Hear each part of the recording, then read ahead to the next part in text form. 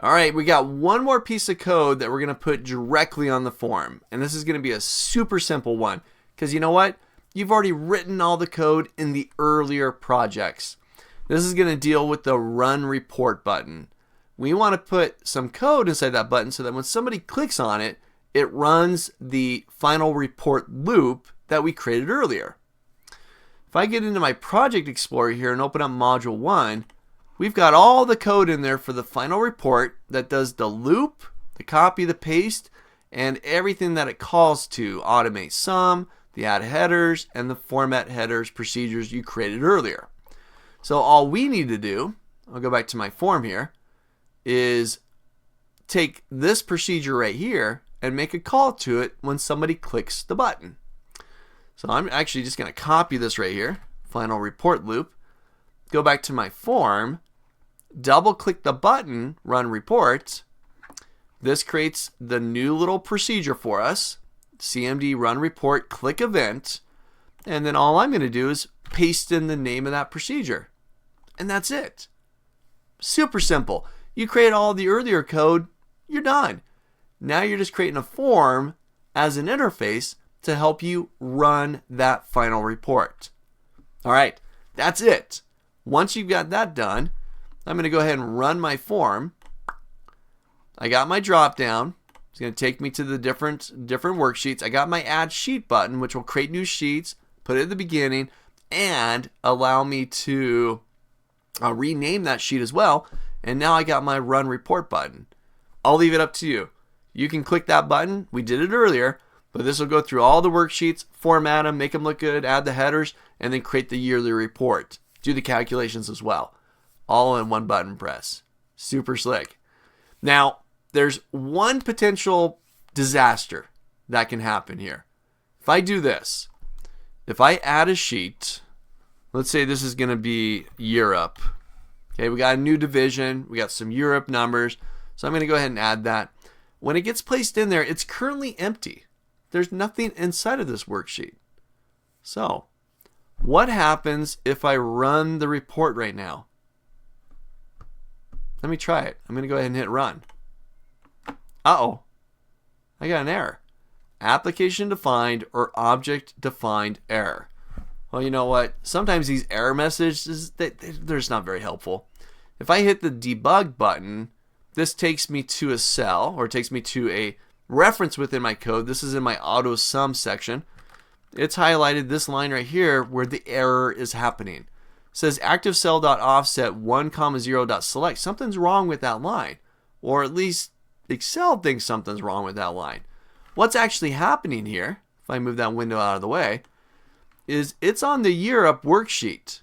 But look where my cursor's at. It's all the way at the bottom. You might recall the automate sum procedure tries to go down to find the last cell. Once it finds it, it then offsets one cell so it can do the formula. Well, here, when the end XL down ran, it jumped all the way to the bottom of the worksheet because there was no data. Then it tries to offset even further down, and it can't do that because it's at the very bottom of the worksheet. Hence the reason for the error. All right, I need to fix that. I don't want the loop to run on a worksheet where there's no data.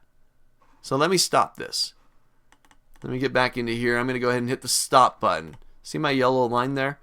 I'm going to hit stop. This is reset. It'll reset the debugger, reset my code. So it takes me out of what's called break mode. That way I can continue working. If you ever get an error, go look at the error. See if you can figure out what went wrong.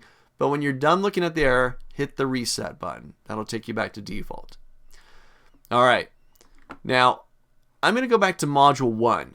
This is where all of our code is at. More importantly, this is where our final report loop is at.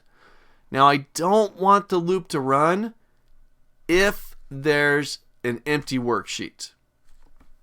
So, we need to add a condition.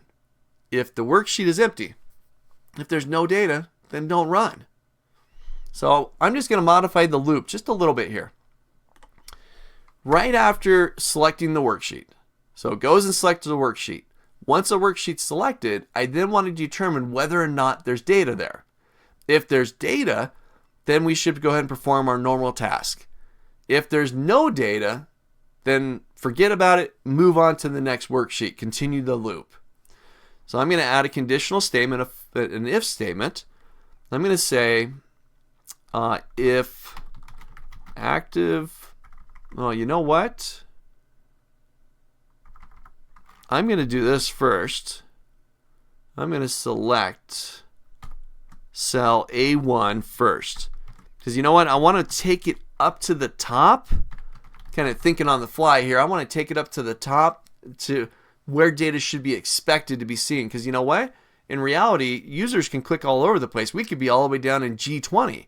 It's not G20 that I want to determine if there's data in it or not. I want to know if there's data inside of A1. So first thing, let's select cell A1. Then I'm going to use an if. I'm going to say if active cell dot value is not. This is your not symbol. It's your two little bracket symbols here. The greater or less than symbol and the greater than symbol just smashed together. This is not. If the active cell's value is not empty, just two quotes, no space in between, just two quotes smashed together. If it's not empty, then we'll go ahead and do all of this. And then I'm going to end my if. All right. If it is empty, then it's going to ignore all of this because it's within this condition here. And then it'll just go to the next I and repeat the loop. Okay? That's it. This is our catch to if there's an empty worksheet. If A1 is currently empty, then just totally ignore this. Let's try it again. I'm going to go ahead and close this. All right, that's the empty one, right? So let's get back up here to the top. All right, it did put headers in there, so I am going to delete those. That was part of the macro that ran earlier. So I'm going to go ahead and rerun it again. Let me go ahead and get my form back up. Let's go back to my form. I'm going to go ahead and run this. All right, so this works. It'll take me to different sheets. Now I'm going to go ahead and run the report. There we have it. Europe. Oh, I got to close this window. Let's get back out to my workbook here. So Europe is empty.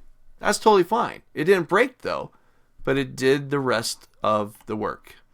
All done. Sheets and my final report with all of my data. So just a little bit of a catch. Just watch for that. It's going to happen. When you're in there programming, there's so many different things that can go wrong. In this case, if there's an empty sheet, if range A1, right, the active cell A1 is empty, then don't do anything.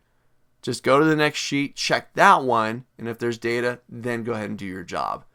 All right, something small, but it's something definitely we need to watch out for. You're going to run into errors, but we can always overcome those errors as well. So try this out. Get that new procedure in there for the click event of the run report button.